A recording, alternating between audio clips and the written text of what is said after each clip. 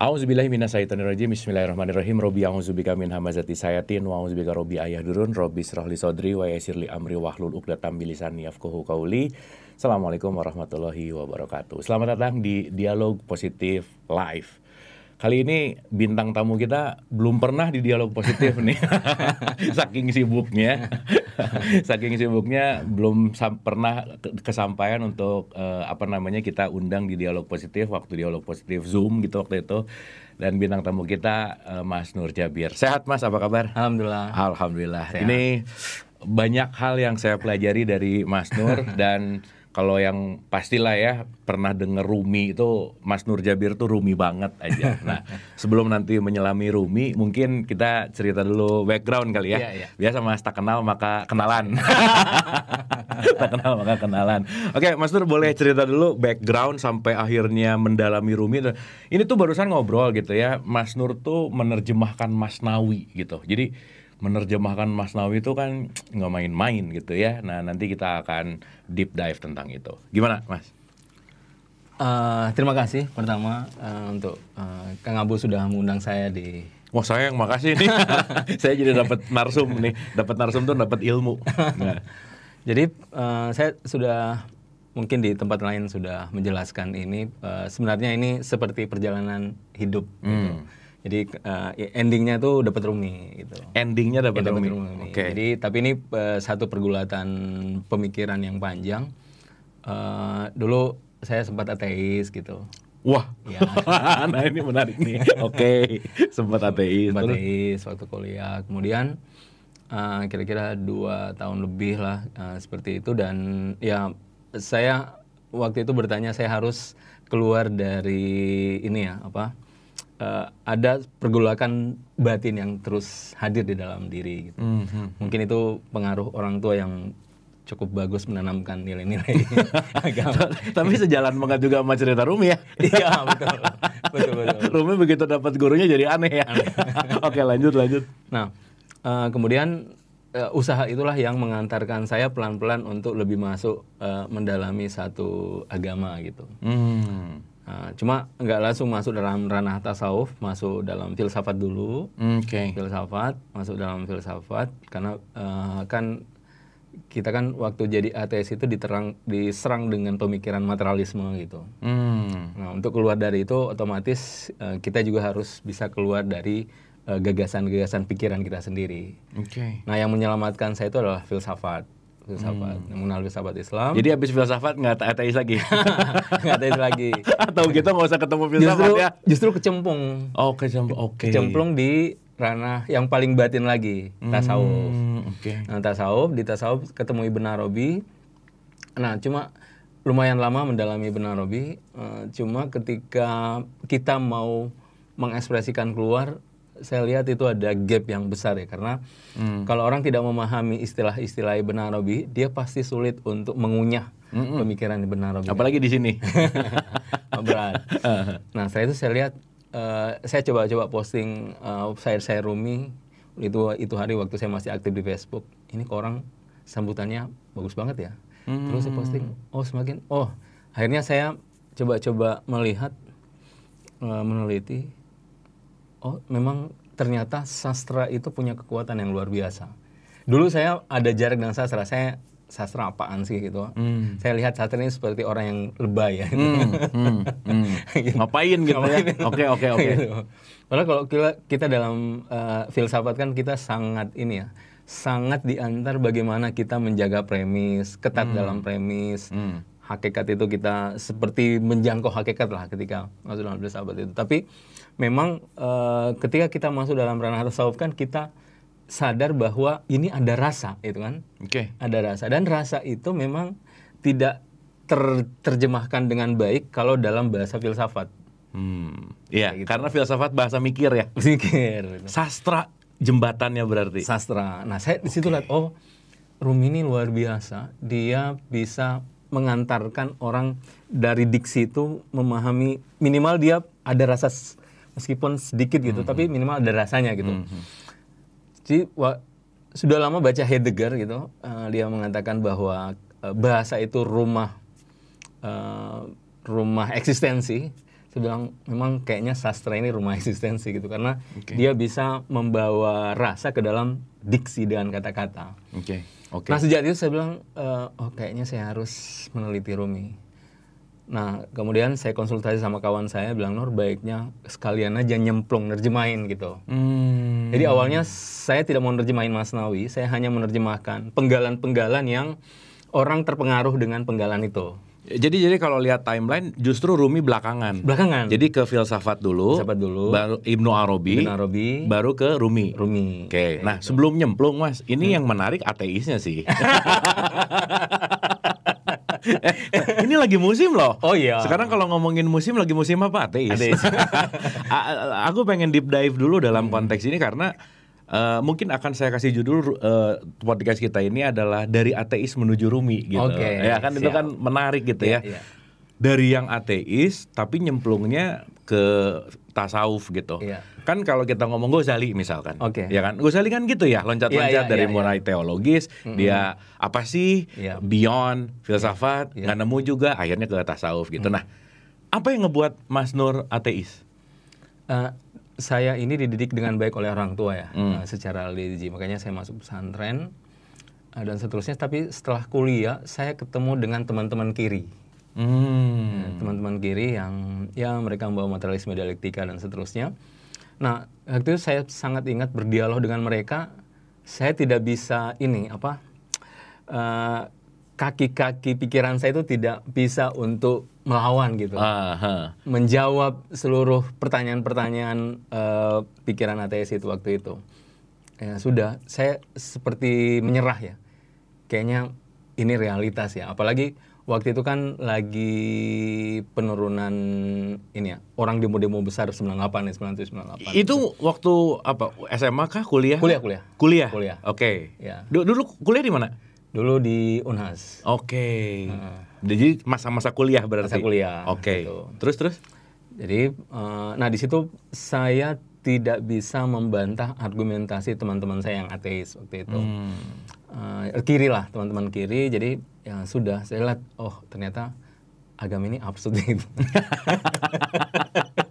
Buktinya ditanya agak susah jawabnya gitu. Susah jawabnya. Dan waktu itu kalau saya tanya ke guru saya juga bilang, Nur, yang gitu itu jangan tanyakan, itu bukan wilayah dan seterusnya. Itu bukan jawaban menurut saya kan. Benar. Itu nalar saya tidak terpuaskan. Harusnya karena ini adalah dia nyerang nalar, harusnya juga dengan nalar jawabnya kan. Tidak dengan menafikan pertanyaan-pertanyaan. Itu kayak lari dari satu pertanyaan. Itu justru makin membawa saya, memang agama ini apaan gitu. Jadi, sorry, ini to the point gini. Pertanyaan apa yang diingat yang waktu itu Mas Nur bisa jadi goyah gitu? Apa sih? Question apa sih? Itu waktu lagi demo-demo ya. Jadi selain kalau Tuhan itu ini ya, itu pertanyaan umum tentang ateis itu kan, tentang Tuhan. Cuma waktu itu di mana para ulama waktu itu yang misalnya membawa keadilan dan seterusnya, itu kok nggak turun demo gitu kan.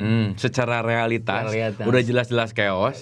Di mana Tuhan ada kasarnya kali ya. Kayak gitu. Oke. Di mana begitu. Jadi kita menemukan banyak fenomena, memang kita lihat agama kok berjarak ya dengan realitas sosial. Tapi tentu yang paling susah untuk saya jawab waktu itu karena saya belum belajar filsafat ya. Jadi tentang bagaimana membuktikan keberadaan Tuhan dan seterusnya. Kita diserang dengan gagasan materialisme yang menjelaskan bahwa semuanya terjadi secara natural kok, mekanistik, tidak ada sesuatu yang tahu-tahu ada begitu saja gitu kayak sulap gitu. ada progres gitu ya. Oke.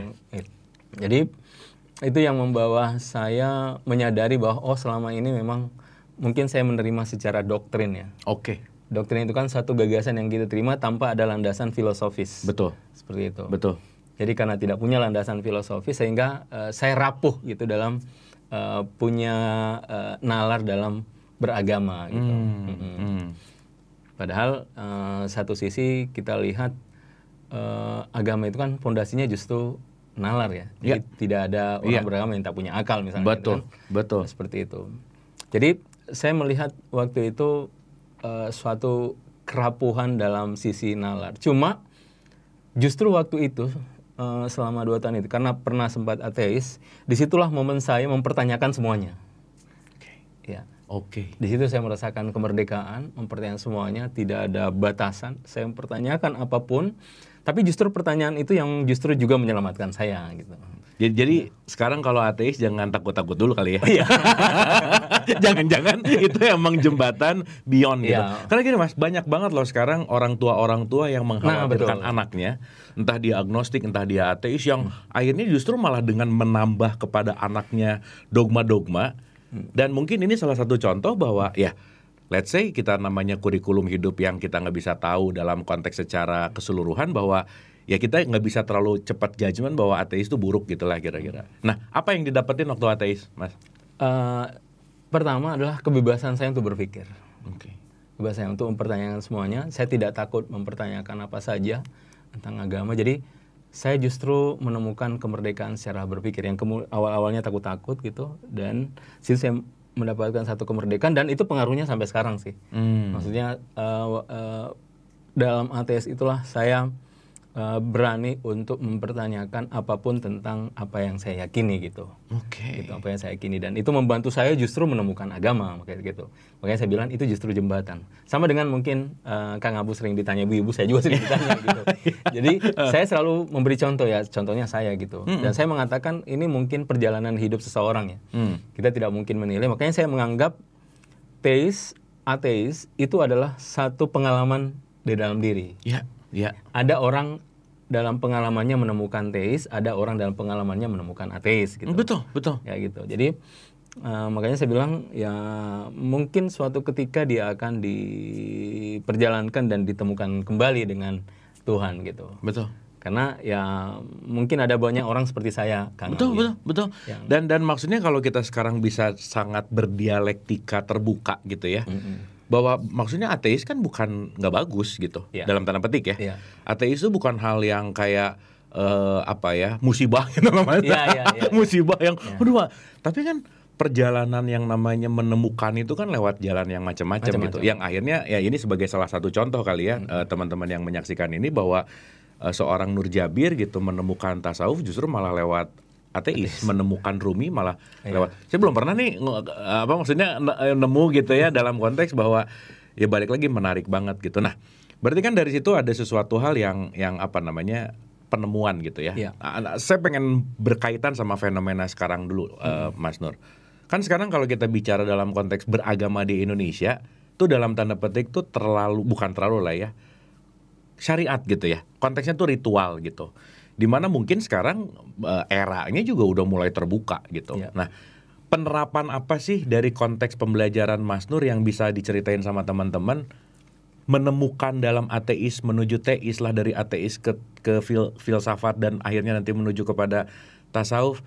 Apa sih insight yang bisa diceritain, Mas? Mungkin ada banyak hal yang bisa dijelaskan, tapi saya selalu menjelaskan tentang kenapa saya beralih gitu dari ateis menuju ateis dengan pertanyaan sederhana sebenarnya. Seperti yang tadi dijelaskan bahwa sebenarnya ateis itu pengalaman diri. Makanya saya selalu menjelaskan bahwa tidak ada memang satu dalil pun untuk benar-benar orang yakin gitu tentang baik itu keberadaan Tuhan atau tidak keberadaan Tuhan ya. Maksudnya tidak ada satupun. Ini hanya orang bernalar itu, berargumentasi, membuktikan. Karena toh masuk di sains misalnya, toh ada saintis yang ateis, ada saintis yang ateis gitu. Dua-duanya ada. Dua-duanya tokoh besar. Kalau teman-teman buka YouTube itu ada dialog yang menarik antara Deepak Chopra dengan satu tokoh ateis, saya lupa namanya, yang bukunya Delusion of God itu. Dawkins. Itu bagus banget. Teman-teman bisa lihat itu dialog terbuka tentang teis dan ateis. Dua-duanya saintis dan seterusnya. Jadi, tapi berantem nggak dialognya? Kan kalau dialog nggak berantem ya. Sekarang tuh di sini kadang-kadang jadi berantem. Itu yang nggak asik sih. Iya betul. Ini menarik, dua-duanya saintis dan seterusnya. Jadi memang tidak ada, makanya saya menyimpulkan dari pengalaman ini tidak ada benar-benar dalil secara nalar ya, secara kognitif, argumentasi nalar gitu yang memang bisa benar-benar membuktikan orang ada batuan dan seterusnya. Jadi ingat status statement Buya Syakur, dia ngomong gini, Mas Nur. 50-50 sih, teis ateis. Kenapa? Yang satu nggak bisa ngebuktiin ada Tuhan, yang satu nggak bisa ngebuktiin nggak ada Tuhan. Jadi ya udahlah. Terus. Nah, makanya yang membawa saya kembali ke teis itu sebenarnya sederhana. Saya sampai pada kesimpulan kalau saya tetap dalam ateis, pilihan saya cuma 2. Bunuh diri atau merayakan kehidupan bagaimanapun caranya. Top up, top down banget ya. Iya. Kalau nggak bunuh diri, perayaan yang kehidupan bagaimanapun caranya. Oke. Karena saya selalu mengutip ini, ada perkataan menarik dari Shahrukh Khan di film Kuch Kuch Hota Hai. Hidup sekali, mati sekali, bercinta sekali. Karena orang ateis kan percaya selain ini kan nothing gitu. Tidak ada tentang pencipta. Kayak rugi gitu. Jadi ateis rugi cuma sekali gitu. Oke. Saya melihat absurd. Kenapa absurd? Karena toh saya pernah berdialog dengan teman-teman ateis gitu. Saya bilang, kalau saya jadi ateis, apa bedanya orang berbuat baik dan tidak berbuat baik? Apa bedanya gitu? Karena toh saya justru harus merayakan kehidupan bagaimanapun caranya. Gak ada bedanya kok. Gitu. Saya sampai begitu, makanya pilihan saya cuma 2. Apakah saya bunuh diri atau merayakan kehidupan bagaimanapun caranya. Nah, akhirnya karena saya tidak mau hidup absurd, saya kembali ke Tuhan, ke teis. Makanya teman-teman ateis saya tanya, kalau begitu Tuhan pelarian. Saya bilang nggak apa-apa, yang penting saya nggak absurd gitu.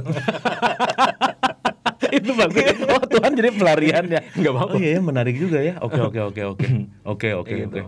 Nah, itu kan pasti bergejolak lah ya. Untuk ke ateis dan mungkin waktu itu belum musim kayak sekarang kali ya. Maksudnya musim juga sih. Oh, waktu itu ini juga. Musim juga. Oh, oke. Wah, maksudnya kan buktinya banyak teman-teman kiri saya kan. Oh iya.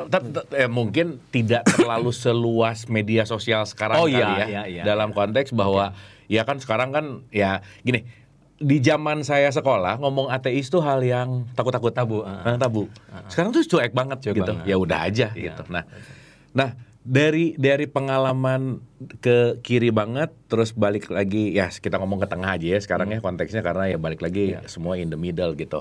Pengalaman apa sih yang paling dahsyat ketika switching off, switching on? Pengalaman apa sih? Waktu beralih dari teis balik ya, maksudnya sempat ke ateis, kembali, apa sih insight yang paling dapat banget gitu? Itu pengalaman tentang kebertuhanan. Jadi pengalaman tentang kebertuhanan. Jadi akhirnya di situ saya menyadari, waktu saya menyadari bahwa hidup itu absurd. Di situ saya lalu seperti Tuhan itu hadir dalam diri. Makanya waktu itu dulu waktu ateis tetap sholat ya, karena saya selalu mengatakan waktu itu saya sangat takut sama ibu. Makanya saya bilang waktu saya ateis Tuhan saya ibu. Itu formalitas lah ya. Jadi kalau depan ibu itu pasti saya sholat, karena hal yang paling saya takuti kalau ibu marah gitu. Ibu saya marah, gitu. Nah, jadi tapi waktu kembali menemukan Tuhan, waktu sujud itu saya nangis. Itu kayak benar-benar Tuhan hadir gitu. Makanya saya bilang ini pengalaman, dan ini subjektif ya. Mungkin ada orang seperti itu. Jadi mengalami satu pengalaman yang ya selama ini tidak saya alami waktu teis ya, sebelum ateis gitu. Alami. Dan ya itu tadi merasakan satu kemerdekaan. Jadi memang kadang harus keluar dulu. Kayaknya gini ya, kalau kita bicara orang beragama sekarang tuh kan warisan. Warisan tuh kan tanpa pencarian. Betul. Ya kayak saya nggak request jadi orang Islam, ya udah aja ya. Ibu saya tiba-tiba ngasih saya Islam aja. Jadi saya memang Islam tanpa pencarian. Jadi Mas Nurno buat saya sih beruntung karena keluar dulu dan menemukan kembali dengan taste yang different pasti. Pasti kan pandangan agamanya habis gitu beda dong. Makanya nemuin ini. Nah, gimana switchingnya? Nah, saya kan tidak langsung masuk tasawuf, saya masuk filsafat. Cuma memang ada banyak persoalan yang tidak terjawab ketika saya masih di filsafat gitu. Jadi belum terpuaskan. Waktu itu dengan filsafat menemukan Tuhan, tapi ada banyak hal di dalam batin yang belum terjawab. Makanya saya selalu mengatakan agama itu sebenarnya tentang sejauh mana pertanyaan saya terjawab aja. Ya kan? Sejauh mana pertanyaan kita terjawab gitu. Maksudnya kenapa si fulan pilih A? Karena pertanyaannya terjawab di A. Kenapa si Fulan pilih B? Karena pertanyaannya dijawab di B. Oke. Iya kan? Oke. Gitu. Oke. Jadi base kepada pertanyaan di mana ya kalau udah pertanyaannya terjawab cukup. Iya. Maksudnya, makanya saya mengatakan agama itu cocok-cocokan ya. Sejauh mana dia mampu menjawab pertanyaan saya. Oke. Ini mungkin karena saya pernah ini Mas ya, pernah bebas merdeka setelah jadi ateis ya. Cuman ini keren banget sih. Maksudnya gini, iya ya, itulah kenapa kalau kita berbicara dalam konteks dinamik, ya pertanyaan nggak pernah hilang kan? Nggak pernah hilang. Sebenarnya kan? Iya. Nah, terus gimana tadi? Nah, makanya saya kalau lihat orang pindah agama di sini, saya bilang biasa saja gitu. Karena mungkin di sini terjawab, di sini tidak terjawab. Gitu. Di sini tidak terjawab, di sini terjawab. Sehingga orang mungkin dia pindah kan, karena dia merasa pertanyaan saya terjawab gitu di sini, seperti itu. Nah, makanya sama dengan saya waktu di filsafat itu, saya awalnya merasa puas gitu ya, dari ateis menuju teis gitu. Tapi di sini kembali lagi kok masih ada sesuatu yang terganjal ya, pertanyaan-pertanyaan tidak terjawab. Nah, saya paling terjawab itu ketika masih Ibnu Arabi sih. Ibnu Arabi. Oke. Gitu. Apa pertanyaannya apa dan Ibnu Arabi jawab apa? Itu banyak banget sih, banyak banget. Cuma saya tidak tahu. Semoga ini misalnya tentang gagasan tentang ini ya, wahdatul wujud. Oke. Kan itu gagasan yang yang mengkoneksikan segala hal. Jadi kalau sekarang Internet of Everything gitu kan, yang mengkoneksikan segala hal itu kalau kita masuk wahdatul wujud itu seperti kita masuk dalam jejaring yang tak bertepi. Jadi ada yang menghidupkan jejaring itu. Gitu kan?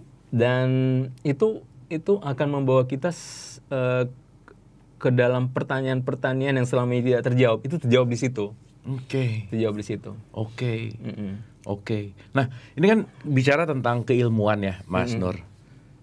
Pun waktu cerita Rumi di awal juga kalau lihat satu slide perjalanannya bahwa pada saat itu bahwa filsafat itu sangat dalam tanda petik ditakuti karena berbahaya. Iya. Ya kan? Dimana kalau sekarang kita berbicara keagamaan di sini ya kalau kita mau ngomongin Ibnu Arabi juga kan konteksnya adalah penalaran gitu ya kira-kira. Nah, dalam masuk ke situ gitu ya, dalam wilayah filsafat gitu, apa sih dari pandangan Mas Nur yang juga mempelajari ini, kenapa sih filsafat tuh kayak dalam tanda petik di Islam, dalam tanda petik ya, kayak sesuatu hal yang harus dijauhi gitu? Mungkin ini, image orang belum menyadari bahwa ternyata dalam filsafat itu banyak aliran gitu. Oke. Jadi memang ini kan pengaruh kita tidak punya kultur berfilsafat ya, ya kan. Makanya kalau buku Tan Malaka kan memang Tan Malaka mengatakan Indonesia itu budaya mistis, gitu kan. Budaya mistis dan kita memang tidak seperti Yunani atau tempat mana gitu yang memang dasarnya itu adalah memang berangkat dari nalar. Oke. Kita tidak punya kultur itu. Tapi berarti basicnya dari culture itu. Ya, maksud saya begini. Menarik. Maksud saya begini. Di tempat di mana pemikiran terbuka dan orang merdeka mengungkapkan ini, mungkin di situ akan tumbuh dengan baik ya. Bagaimana kita berpikir benalar untuk menanyakan banyak hal. Tapi kalau di satu tempat di situ segala macam ditabukan untuk bertanya, mungkin di situ problemnya di situ. Nah, cuma harus sisi lain secara ini kita tidak memungkiri bahwa memang filsafat itu datang dari luar sih, kan dari luar. Nah, cuma orang tidak menyadari bahwa filsafat itu memang ada banyak ragam. Ada memang aliran filsafat yang membawa kita ke teis, ada memang filsafat yang membawa kita ke ateis, seperti aliran filsafat eksistensialis ya. Eksistensialis kan ada dibagi dua, ada yang ateis dan ateis gitu. Kalau teis seperti Kierkegaard, kemudian kalau yang ateis itu orang-orang menyebut kayak Nietzsche dan seterusnya kayak gitu. Jadi padahal sebenarnya kalau kita lihat premis ya, kalau kita kembali ke nalar kita, ada banyak hal yang memang pertanyaan itu filosofis. Jadi pertanyaan yang mau tidak mau dia filosofis. Misalnya, apakah Tuhan ada? Apakah ruh ada? Apakah ada pencipta yang awal? Itu kan pertanyaan filosofis.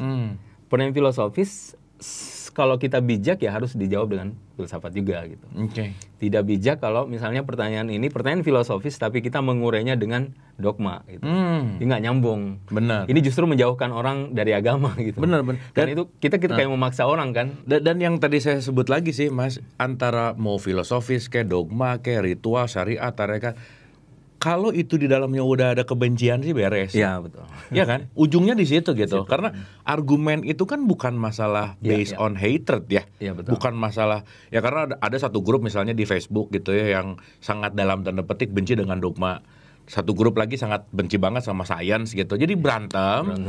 Tapi ternyata tidak menemukan argumentatif gitu. Nah, jembatan filsafat yang akhirnya Mas Nur menemukan ya kan pasti itu kan jawaban ya. Iya. Dari mulai beragama, ateis, filsafat. Si filsafat menjadi jembatan menuju kepada tasawuf itu di apanya sih sebenarnya? Filsafat itu dia sederhana sebenarnya membagi realitas eksistensi ya. Misalnya dalam materi ada alam akal, alam ruh, langsung ke Tuhan. Langsung ke Tuhan. Nah, cuma kalau kita masuk ke teks itu ada jarak sebenarnya kalau seperti ini. Kenapa? Karena di teks itu di situ ada pembahasan tentang asma Tuhan ya. Asma Tuhan itu dia di atas alam ruh ini. Jadi kalau saya langsung filsafat dari alam ruh langsung masuk ke Tuhan, ini nggak nyambung nih dengan teks. Itu yang saya maksud bahwa setelah saya mendalami filsafat ada banyak hal yang tidak terjawab di sini. Oke. Gitu. Oke. Makanya setelah masuk tasawuf, di sini lebih detail lagi gitu. Lebih dipecah-pecah lagi. Sehingga menemukan satu titik yang disebut dengan zat, dan zat inilah sebenarnya kalau bahasa sufinya wahdatul wujud ya.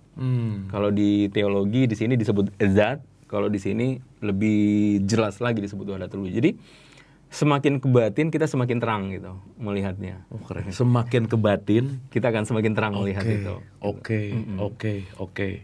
Nah, sekarang udah nih ya filsafat ke tasawuf.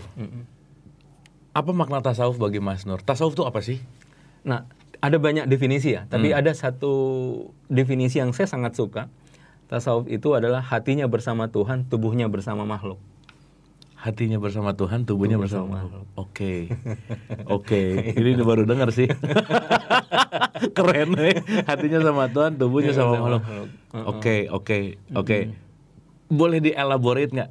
Ya. Apa sih? Gimana sih hati sama Tuhan, tubuh, makhluk? Ini kan menarik. Padahal kalau tadi ngomongin wahdatul wujud, ya makhluk wujudnya dia juga kan? Iya betul. Gimana? Betul. Nah, cuma kan ada satu kesadaran bahwa kita ini kan mau tidak mau, sadar atau tidak sadar ya kita ini makhluk. Oke. Kita ini sesuatu yang dicipta, kita bukan pencipta tentunya kan.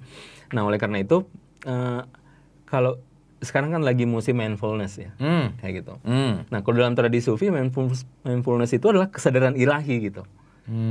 Jadi selama saya punya ilahi dalam batin saya mindfulness. Kalau tidak punya, Anda tidak mindfulness gitu. Oke. Itu. Nah, itu yang satu bentuk kesadaran eksistensial ilahi yang kita akan melihat semuanya, ini yang saya maksud tersambung ya. Tersambung dengan segalanya, atas, bawah, atas, semuanya itu akan tersambung dengan definisi ini, hatinya bersama Tuhan. Jadi dia tetap punya kesadaran ilahi meskipun dia sedang melayani makhluk. Kan banyak orang yang mendefinisikan sufi itu lari dari realitas, dia khalwat, bertapa dan seterusnya. Tapi dengan definisi kan ini sufi sendiri yang bukan saya definisi Mas. Ini sufi itu yang mendefinisikan untuk menjelaskan bahwa sebenarnya tidak ada, para sufi itu tidak ingin jauh dari realitas sosial. Justru para sufi mengatakan ya kuil itu ya realitas sosial. Kita tidak perlu harus mengurung diri di satu tempat, di gua-gua dan seterusnya, karena ya di sini inilah, di sosial inilah kita akan khalwat gitu. Karena tanpa realitas sosial saya tidak tahu apakah saya dusta, apakah saya ini, apakah saya ria dan seterusnya. Ya kasaran kata mau jadi orang baik gimana atau mau jadi orang jahat gimana ya tergantung contoh. Kalau diam di gunung terus nggak ada yang ngegoda gimana jadi orang baik ya. Oke. Nah, Ibnu Arabi menarik masuk ke sufi gitu, yang akhirnya di situ menemukan. Oke, sebelum masuk ke Rumi, apa sih Mas ajaran sufi yang benar-benar relate? Kan banyak pelajaran sufi itu langit ya, langit banget gitu ya, wah gitu.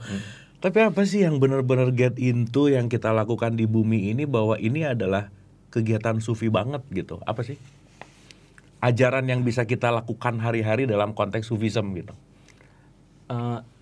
Mungkin ini pengalaman ya, maksudnya ya ini relate dengan diri saya sendiri. Kan hidup itu harus punya alasan gitu. Jadi kalau kita tidak punya alasan, mungkin kita nggak akan hidup gitu. Maksudnya ya kita hidup kesana kemari gitu karena kita nggak punya alasan. Nah, kalau kita masuk dalam sufi dan kita berserah diri sepenuhnya kepada Tuhan, menurut saya itu sesuatu yang enteng ya dalam hidup itu. Sesuatu yang enteng, dan itu saya rasakan betul bagaimana pengaruh nilai-nilai sufisme di dalam diri saya gitu. Khususnya tadi bahwa segalanya itu adalah semuanya, kalau meminjam bahasa Rumi, apapun yang datang padamu itulah pesan dari Tuhan. That's it. Entah itu bahagia dan derita ya semuanya pesan dari Tuhan, dan ya itu kita mengalami keseharian gitu. Kita seperti itu. Jadi maksudnya flowing kali ya? Iya, jadi kita akan menemukan mukjizat di setiap momen. Makanya every moment a new beauty kata Rumi. Every moment new beauty. Every morning a new arrival. Ya oke. Anyway balik lagi ya. Kontradiktif yang terjadi. Nggak tahu kenapa before pandemi, after pandemi sih obrolan sufi dahsyat Mas. Dahsyat. Ya. Tapi sebelum pandemi 5, 6, 7 tahun yang lalu ngobrol sufi tuh kayak nggak ada teman. Iya betul. Apa yang membuat di masyarakat kita sufi nggak terlalu famous, nggak terlalu common, Mas? Kenapa? Mungkin ini ya, kita belum digoncang. Maksudnya begini, ini kan ranah batin. Ini beda dengan hal yang lain gitu. Kalau yang lain itu, makanya kalau para sufi kan membagi 3, ada ranah fisik, ada ranah psikologi, ada ranah batin. Nah sufi kan main ranah batin, ranah sufi, dia main ranah roh. Nah kebanyakan fenomena itu entah ranah keseharian, materi, fisik, atau ranah psikologis, seperti itu. Nah mungkin sebelum pandemi kita belum digoncang dengan hal yang bagaimana kita benar-benar secara sosial digoncang oleh Tuhan gitu, ranah batin. Nah disitulah mungkin orang sadar gitu, oh ternyata selama ini untuk apa ya? Gitu kan gitu. Paling sadar mungkin pas ketika nggak bisa ke masjid ya, nggak bisa umroh, nggak bisa haji gitu ya. Ternyata gitu ya, harus di rumah terus kali ya. Gitu. Oke. Itu kan akan membuka suatu cakrawala yang baru karena begini, manusia itu kan karena dia wa nafakhtu fi min ruhi, ada peniupan ruh dalam dirinya, sehingga sadar atau tidak sadar manusia sebenarnya adalah lautan. Maksudnya dia sesuatu dalam jiwanya sesuatu yang tidak bertepi. Nah, ketika dia dikurung begitu, dia pasti stuck. Dia pasti stuck. Entah dia keluar, karena salah satu jalan untuk kita menemukan tak terbatas itu kan kita keluar ya. Makanya ada hadis dari Rasulullah, kalau kau lagi stuck gitu, ke pantai lah atau ke gunung. Karena di situ kita akan connect, kita tidak terbatas dan kita memandang fenomena yang tak terbatas. Entah kayak di tepi pantai atau di gunung gitu. Kalau mungkin bahasa sekarang healing ya. Nah betul. Oh healing ada hadisnya berarti ya? Oke, thank you Mas, ini menarik nih. Oke. Nah, tapi waktu pandemi kan kita dikurung, nggak bisa kemana-mana. That's it. Mau tidak mau jalan rohani. Mau tidak mau jalan rohani. Makanya yang tidak punya perjalanan rohani itu bahaya. Makanya angka perceraian tinggi, KDRT tinggi selama pandemi ya. Coba lihat saja. Iya benar. Dia mengalami satu shock gitu yang misalnya dia mengalami suatu fenomena gitu, stres, dia langsung keluar gitu. Sekarang dia mesti di dalam rumah gitu Mas. Iya. Nah kalau dia sebelum pandemi dia tidak berjalan, dia tidak akan menemukan ketenangan gitu. Makanya setelah pandemi ini bukan cuma sufi, meditasi laku. Iya. Sekarang mindfulness di mana-mana. Yoga juga laku. Melukat tuh. Ya pokoknya semua deh. Semua. Urusan-urusan yang karena gitu. spiritual itu naik gitu. Ya itu lucu lah ya. Satu fenomena gitu. Nah sekarang jembatannya ke ujung bahwa Mas Nur ini kan Rumi banget gitu ya. Berarti kan dari menarik ya. Emang ya belajar sama pengalaman orang tuh memang gimana ya? Ya ini jujur Mas belum pernah ketemu orang yang ateis ke Ibnu Arabi, Rumi gitu. Ya kalau ateis ke sains banyak gitu ya. Ateis ke balik lagi yang justru malah jadi radikal juga ada gitu ya. Ya balik lagi lah ya, pendulum efek gitu. Nah tapi ini sampai ke ranah Rumi. Apa yang membuat Mas Nur kok end up-nya lah ya di Rumi itu gimana ceritanya? Pertama faktor bahasa. Nah seperti tadi ketika saya masuk Ibnu Arabi, jadi saya kan mau tidak mau share ya. Maksudnya apa yang saya dapat dari Ibnu Arabi mau share ke orang. Makanya ada quote itu, ngajar itu lebih nikmat daripada diajar. Gitu. Benar. Gitu. Ini kan setelah kita full gitu dengan pemahaman, kita mau share seorang. Cuma lagi-lagi kita terkendala oleh bahasa. Kenapa? Karena selama orang tidak paham istilah-istilah Ibnu Arabi, dia tidak akan bisa memahami gitu. Jadi sekali pertemuan itu nggak akan dapat. Pasti sih. Sekali pertemuan nggak akan dapat. Makanya saya melihat kekayaan Rumi dalam bahasa. Dari situ saya memahami, oh ternyata wajar kalau semua sufi berpuisi. Gitu. Karena kalau sekarang ngebahas Ibnu Arabi nggak pakai puisinya Rumi misalnya, ini sangat getting clear apa yang gitu ya maksudnya. Iya betul. Nah, itu. Jadi Rumi ini jembatan paling baik dalam bahasa. Dan dia tidak memilih kalangan, semua kalangan bisa masuk. Kalau Ibnu Arabi elitis, kalau nggak terpelajar susah, sangat susah. Nah Ibnu Arabi bisa masuk semua. Makanya waktu saya posting itu saya kaget, ya ini kok respon orang luar biasa ya. Di situ saya menyadari, oh di sini kekuatan sastra gitu. Makanya saya lihat, oh sastra luar biasa gitu. Makanya bahasa filsafat, makanya saya sudah 7 tahun Mas nggak baca filsafat itu. 7 tahun? Iya. Karena begini, saya menyadari bahwa waktu saya belajar filsafat itu bahasa filosofi saya sangat melekat gitu. Jadi makanya kalau nulis itu harus panjang-panjang karena jelasin premis dulu kan. Orang filsafat kan gitu. Bener. Definisi dulu. Bener. Sangat ketat gitu sehingga sampai gitu. Makanya panjang. Tapi setelah lama nggak baca akhirnya oh iya enak ya bersastra gitu. Meskipun multi tafsir juga sih. Ya pasti. itu menarik gitu sih si isinya. Nah bicara tentang Rumi, boleh cerita sedikit? Ya mungkin kan yang menyaksikan ini kan, wow udah deh quotes-nya Rumi itu di mana-mana ya, di mana-mana gitu. Even saya banyak dengar ya, let's say siapa pembicara keynote speaker Western gitu ya, rata-rata tuh adalah mengatakan tentang si quotes-nya tentang Rumi gitu. Nah kalau boleh diceritain sedikit, kita kenalan sama Rumi gitu ya, karena pengenalan Mas Nur kepada Rumi mudah-mudahan mengantarkan kita juga untuk mengenal Rumi gitu. Siapa sih Rumi itu, siapa sih sebenarnya? Jadi Rumi ini juga unik. Beliau kan ayahnya seorang sufi juga. Seorang sufi, kemudian ayahnya lah yang mengajar gitu banyak hal. Nah di umur 25 tahun ayahnya meninggal, tapi Rumi di umur 25 tahun sudah jadi mufti. 25 tahun? Beliau sudah jadi mufti. Nah setelah 25 tahun dia diasuh sama muridnya ayahnya, namanya Muhaqiq Tirmizi. Muhaqiq Tirmizi. Nah cuma Muhaqiq Tirmizi waktu diajar memang dia berpesan, Rumi benar kau sudah meraih semuanya, jadi mufti maksudnya. Tapi masih ada satu hal yang belum kau raih. Mufti itu maksudnya pemuka agama? Pemuka agama, memberikan fatwa agama. Jadi kalau mau butuh fatwa sudah bisa ke Rumi. Itu umur 25 tahun. Dia anak cerdas. 25 tahun? 25 tahun. 25 tahun sudah mufti. Itu udah luar biasa. Tapi itu belum tasawuf? Sejak awal sudah sufi. Ayahnya kan seorang sufi. Oh iya ya. Seorang sufi. Cuma ayahnya pinter. Dia tidak langsung mengajarkan semuanya. Jadi diajarin semuanya. Jadi kalau kita masuk, saya waktu nerjemahin Masnawi, saya menemukan Rumi ini sangat kaya dengan perbendaharaan luar pengetahuan. Kedokterannya ada, sainsnya ada, dia baca filsafat sampai ngutip Plato. Jadi ngutip Plato? Ngutip Plato. Ngutip Plato. Banyak. Jadi ini orang luar biasa ya.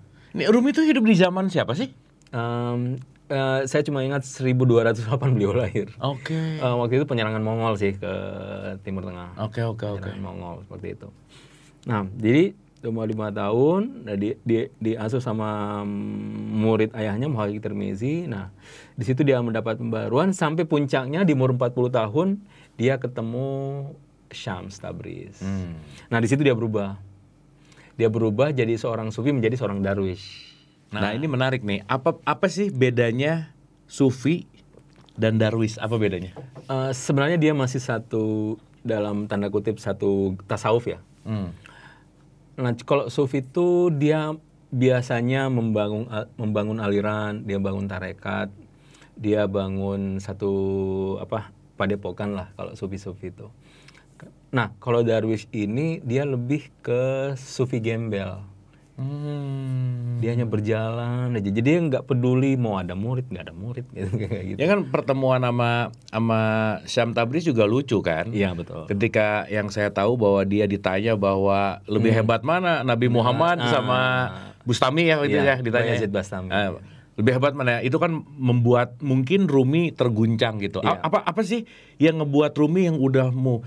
Tapi gini nih, bapaknya juga ditawarin jadi penguasa nggak mau kan ya? Nggak mau. Iya kan? Iya, betul. Dan itu mungkin juga terekam di DNA-nya Rumi gitu ya. Dimana pasti ada switching. Nah, switching momen apa sih yang ngebuat Rumi yang udah mufti, udah apa dan lain-lain dari sufi tadi menuju darwish gara-gara ketemu Tabriz tuh apa sih? Nah, Syams Tabriz seorang darwish. Jadi darwish itu memang dia berkelana dari satu tempat ke tempat yang lain, dan itu saya banyak sekali menemukan tulisan-tulisan Rumi tentang perkelanaan menggunakan kata darwish ratusan kali. Jadi memang dia beralih dari sufi menjadi seorang darwish. Darwish itu tugasnya hanya berjalan aja, dia nggak peduli yang lain, pokoknya dia peduli sama Tuhan dan perjalanan batinnya. Waktu umur 40 tahun dia seorang rektor, seorang mufti, seorang rektor, seorang dosen, pokoknya dia raih semuanya.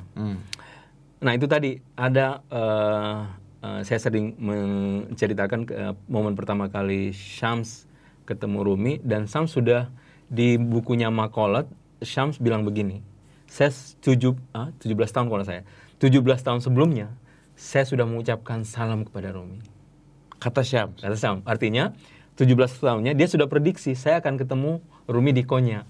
Oke. Jadi meskipun secara fisik belum, secara batin dia sudah pernah bertemu. Makanya 17 tahun sebelumnya saya sudah mengucapkan salam kepada Maulana Rumi, kayak gitu. Nah, dan dia tahu bahwa Rumi ini kalau sudah ngajar di kampus, dia biasanya ke pasar. Di pasar itu ngajar orang tentang agama. Nah, jadi karena Syams ini tampil sebagai seorang darwish itu peminta-minta masuk gitu. Gitu. Nah, jadi abis ini kita jadi darwish aja kali ya.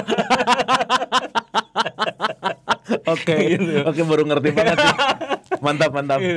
Itu dia interupsi, wahai Rumi, saya mau bertanya, lebih hebat mana Rasulullah atau Bayazid? Gitu. Kata Rumi secara spontan, ya Rasulullah dong, itu nggak perlu dipertanyakan lagi. Terus kata Bayazid, kalau memang demikian, kenapa Rasulullah tidak pernah mengucapkan subhani ma'adzama sya'ni? Maksudnya aku mengagungnya diriku seperti Halaj mengatakan anal haq gitu. Kenapa Rasulullah tidak pernah? Di situ Rumi kayak ini, dia stuck gitu. Ini orang siapa sih? Gitu. Dia nggak bisa jawab waktu itu. Unik pertanyaannya gitu ya? Oke. Nah, akhirnya dia ngejar, Syams tidak mau. Nggak mau jadi, dia tolong enggak, saya nggak mau. Nah, hingga suatu ketika Rumi kebiasaan di rumah itu dia baca buku, biasanya ada kolam, rumah-rumah Turki begitu, ada kolam, jadi baca gitu. Nah, tahu Syams datang, dia buang semua bukunya ke kolam gitu kan. Rumi marah waktu sama Syams, bilang, kau ini sudah saya anggap guru, kok bisa-bisanya melempar semua buku-buku yang saya baca. Terus tahu Syams dia ambil dalam keadaan kering. Terus dia bilang begini, kan Rumi mengatakan, wahai Syams, tahu apa kau tentang buku-buku ini? Terus sambil ngambil itu, Syams bilang begini, tahu apa kau tentang ini? Dalam kedering gitu. Disinyalir Syams itu pesulap kayaknya ya.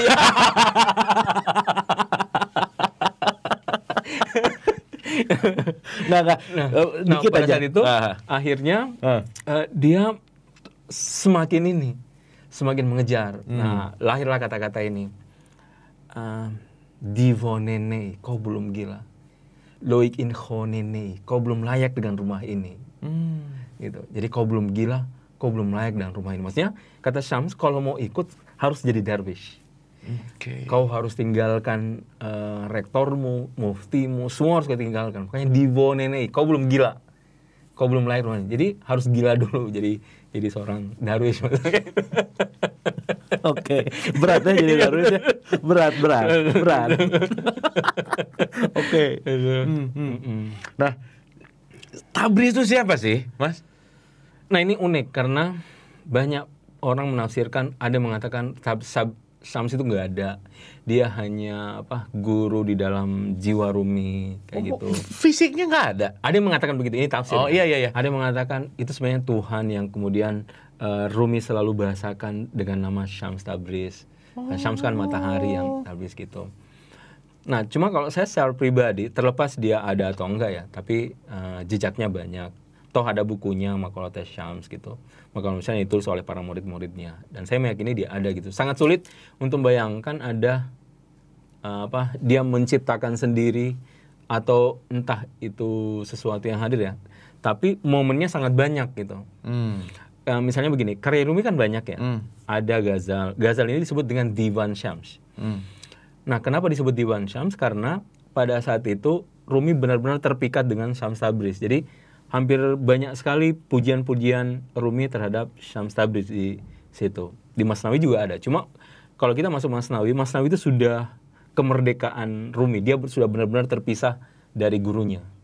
Karena fungsi guru memang seperti itu. Fungsi guru itu hanya mengantarkan. Setelah tiba dia lepas gitu. Karena setiap orang berjalan menuju Tuhan sesuai dengan kapasitas dirinya seperti itu. Nah, jadi dia kalau kita lihat Syams ini memang sesuatu yang sulit untuk kita mengatakan siapa gitu, karena dia terekam itu sangat sedikit dalam sejarah gitu. Tidak banyak orang menuliskan tentang Syams kecuali dalam buku ini Maqalatul Syams. Citik menerjemahkan itu dalam bahasa Inggris Maqalatul Syams Tabriz. William Citik. Apa esensi buku itu apa? Perjalanannya kah, biografinya kah? Dia seperti kalau saya tidak salah ya, ini ditulis oleh murid-muridnya. Jadi murid-muridnya dan kemudian dibukukan dan disematkan kepada Syams gitu. Tapi hanya ini yang jejak yang terekam dalam pemikiran Syams Tabriz, Maqalatul Syams seperti itu. Tapi di Rumi itu banyak sekali, mau di Masnawi mau di Ghazal tentang beliau gitu.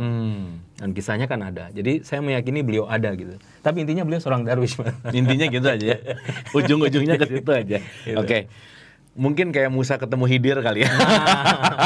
Khidir mana nih gitu. Ya, gitu. Oke, itu menarik sih.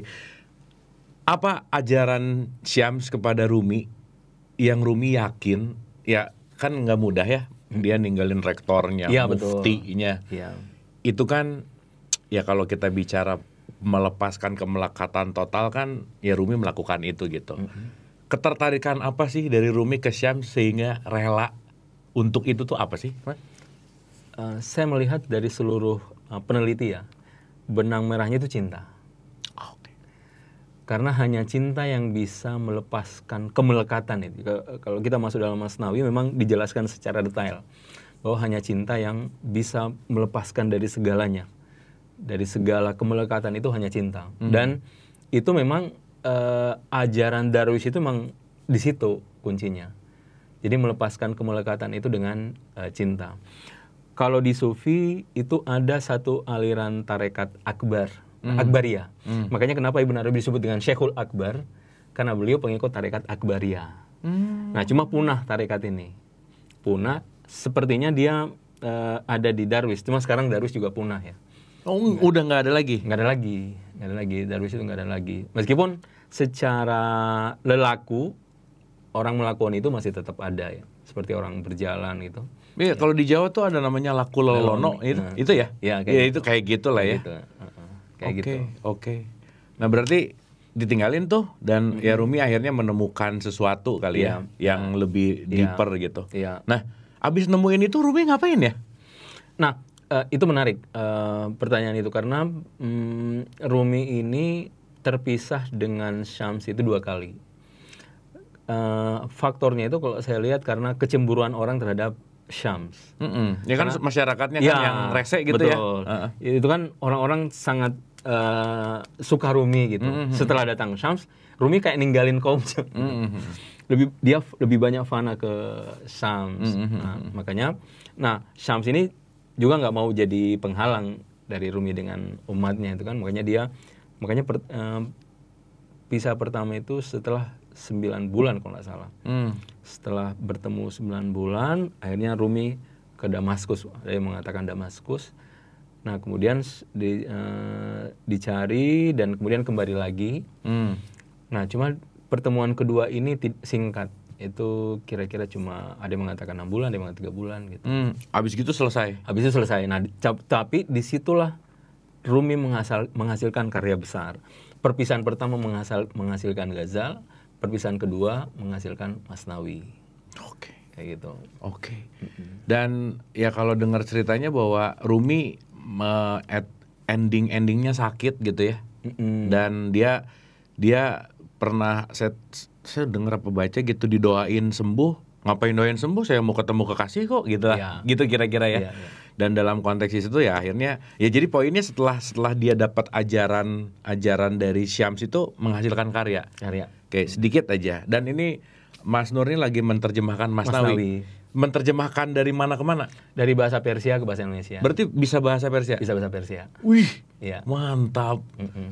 Oke. Apa Masnawi itu apa, Mas? Masnawi itu jadi satu jenis karya sastra dalam bahasa Persia. Jadi ada rubai. Kalau rubai itu 4/4, namanya ruba ya, 4/4. Kemudian ada 4/4 tuh apanya maksudnya? Judulnya? Jadi bait-bait syairnya itu 4/4, okay. makanya rubai. Oke. Ada Ghazal. Ghazal itu bicara tentang ini tapi ya nggak terlalu panjang kalau Ghazal. Nah, ada yang lebih panjang Masnawi. Masnawi itu adalah satu jenis sastra dalam bahasa Persia yang digunakan untuk menjelaskan sesuatu kisah. Biasanya kalau kisah itu Masnawi. Makanya Masnawi itu sebenarnya bukan cuma Rumi, Jami juga punya Masnawi. Jami itu? Abdurrahman Jami. Oh, oke. Beliau seorang sufi, punya Masnawi juga.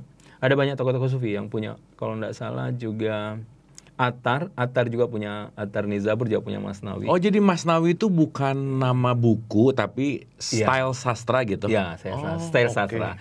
Cuma saking populernya karya Rumi sehingga kalau kita Masnawi seolah hanya punya Rumi gitu. Iya. Nah, by the way bahasa Rusia susah, Mas? Bahasa Persia. Rusia, Persia. Lumayan. Oke. Berapa lama belajar? 8 tahun. 8 tahun ya? Itu memang belajar pengen nerjemahin Masnawi? Iya, itu hasil ateis sih. Oh, ini ateis membawa berkah ya? Soalnya menghasilkan si bahasa ya? Iya. Oke. Gini, di kita emang nggak ada terjemahan yang udah diterjemahkan, Mas? Ada, yang nerjemahkan itu Prof. Hadi WM. Prof. Hadi ini beliau menerjemahkan Masnawi itu dari bahasa Inggris karya Nicholson. Jadi Nicholson ini yang menerjemahkan dari bahasa Persia ke bahasa Inggris dan itu pengaruhnya besar sampai Coleman Barks juga mengikuti Nicholson tapi dengan bahasa beliau sendiri. Tapi yang mempopulerkan Rumi di Barat itu justru Coleman Barks. Oke. Nah, terus sekarang penerjemahan yang lagi dilakukan sama Mas Nur, apa bedanya sama yang udah diterjemahkan? Pertama, saya mengikuti terjemahan aslinya bahasa Persia. By the way, ini udah terbit? Sudah 2 jilid terbit.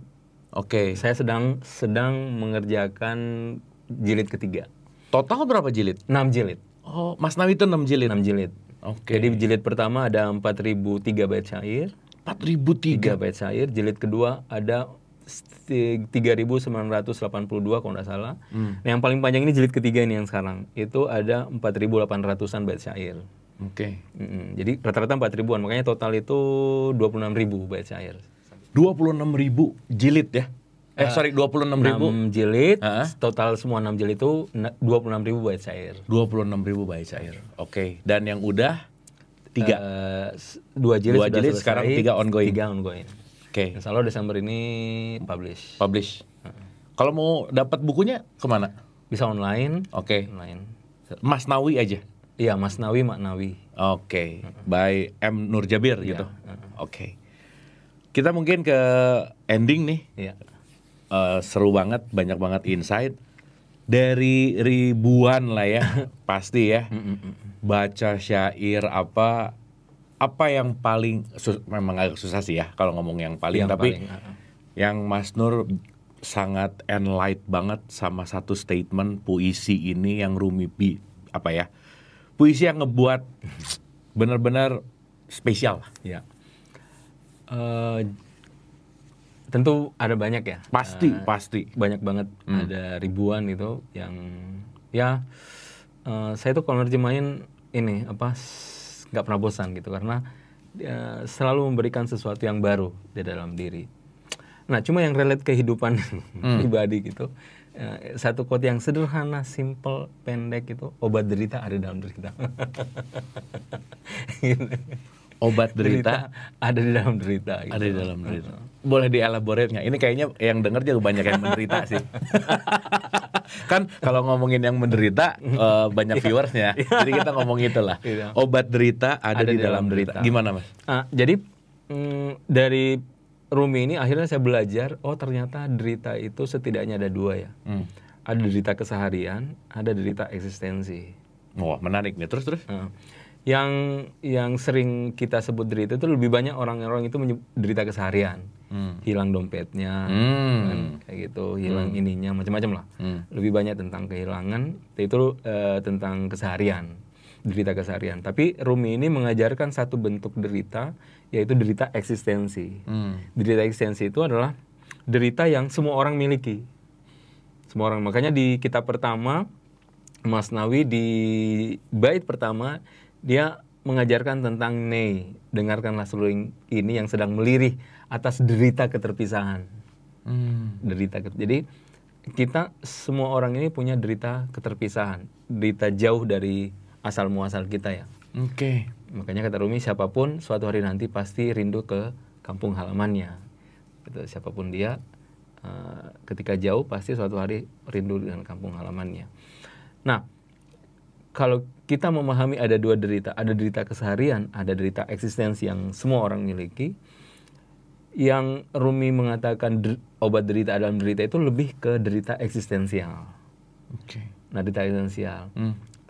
Nah, cuma kalau derita eksistensial ini kita tidak terbiasa melihat ke dalam, kita tidak akan menemukan.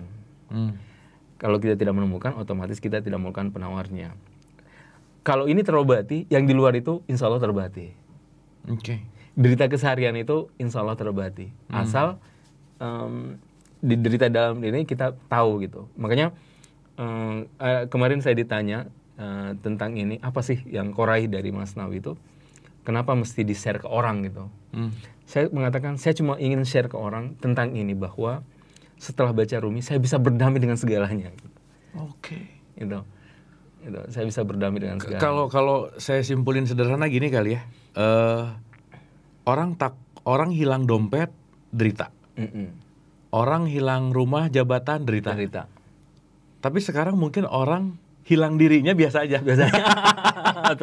Bener nggak? Betul. Kehilangan dirinya, ya udah gitu. Iya betul. Lebih mikirin dompet hilang, harta hilang. Tapi ketika dia kehilangan dirinya, mungkin dia keren, itu kali ya. Iya keren. Apa ya? Cuek gitu. Iya betul. Karena mungkin merasa dirinya nggak terlalu penting. Padahal itu ya. Oke. Jadi obat derita ada dalam derita. Keren. Request Mas, bacain satu aja bait fullnya Rumi. Ghazal 2313. Oh, ini kayak Al-Quran ya, ada surat ayat gitu. Karena begini, ini penting, makanya dalam saya menerjemahkan Mas Nawi, saya mengutip nomornya untuk membantu peneliti. Misalnya oh saya nyari Rumi. Jadi kalau dia refer ke kitab aslinya, dia mudah gitu. Dia mana gitu Di mana gitu. Kalau nggak ada penomoran seperti penerjemahan sebelumnya, karena tidak ada penomoran, akhirnya kita susah melacak. Jadi banyak orang yang nanya saya, Nur, ini di kitab mana? Saya bilang, maaf, kalau nggak ada nomornya, saya susah melacak gitu. Ini kan ada ribuan, bagaimana saya mencari? Ya. Kecuali ada bahasa aslinya Persia, itu kita searching bisa langsung dapat gitu. Sangat membantu. Tapi kalau dari bahasa Indonesia, saya sendiri kebingungan pasti. Kecuali ada penomoran. Misalnya kitab 3, jilid 3, bait segini, itu mudah. Atau Ghazal segini, itu pasti mudah. Gitu. Oke. Nah, Ghazal 2313. Oke. Oh jiwamu yang dirinya ku kenali jiwaku. Pikiranmu setiap saat menawan diriku. Oh segala yang kau pikirkan menjelma dalam khayalmu. Seketika itu jua khayalmu terlintas dalam diriku. Cara dan belayanmu menyibukkan jiwamu. Makarmu diam-diam melakukan yang lain. Setiap pagi seruling melintih demi mengingat bibirmu. Cintamu menjadikan mulut seruling penuh gula dan manis. Wajahmu seolah rembulan juga bentuk dan pinggangmu. Saat jiwa ini bulan baru, kau buat diri ini seolah purnama. Saat kulihat diriku seolah pinggang, kau datang menyelinap di tengah-tengah. Oh matamu yang memandangku dengan murka, kau pandang penuh amarah, kau sayat-sayat hati. Sampai hati ini hancur dan ia mengembara dari dirinya. Gitu Mas. Gila ya. Ya. Gila sih. Thank you Mas Nur. Sama-sama, Kang Ini Abu, terima kasih. sangat apa ya? Sangat membuka cakrawala sih, dan saya banyak dapat insight sekali lagi. Dan yang paling pasti jangan bosan kalau diundang lagi gitu. Siap Kang Abu. Dan saya rasa ya setuju nih teman-teman, kita bikin beberapa seri ya, nggak habis-habis nih. 26.000 ya. Oh, dan seterusnya, dan semoga lancar di Amin. di penerjemahannya. Amin. Dan saya rasa banyak orang yang membutuhkan gitu. Ya. In short, untuk penutup seperti biasa di Dialog Positif tuh ada final statement. Nah, final statement Muhammad Nur Jabir dalam Ateis Menuju kepada Rumi. Silakan. Apa nih final statement untuk kita bisa ambil pelajaran gitu?